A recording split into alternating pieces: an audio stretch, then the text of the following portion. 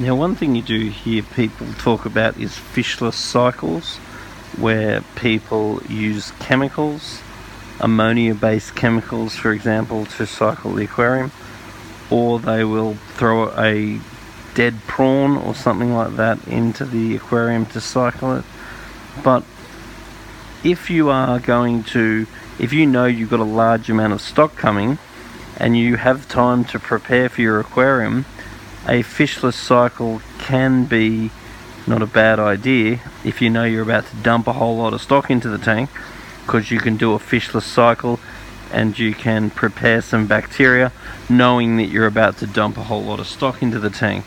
But assuming that you're not dumping a whole lot of stock into the tank, a fishless cycle I think is pretty much completely pointless waste of time, because ultimately you're only ever going to grow the amount of bacteria for the amount of stock that you've got anyway. And the way that I recommend stocking an aquarium is very slow, so therefore doing a fishless cycle before you start stocking the tank is basically useless, because the cultures of bacteria that you may have got to even capacity are all going to die off by the time that your fish are introduced. So the way that I'll cycle an aquarium is, first of all, I'll put in some live rock, and the live rock will, as the live rock dies off and various organisms do not adjust to the aquarium life, you'll get some die off, and then the nutrients produced by that die off will feed the organisms that thrive, and then you will quickly end up with a stable aquarium. I will then add a very small amount of fish, and I will leave them in there for a full month, and that month is plenty of time for the bacteria to establish and for the bacteria to stabilize. After about a month, I will introduce another small amount of fish. So basically, the fishless cycle gives you maximum bacteria, then the bacteria is going to die off down to the amount needed.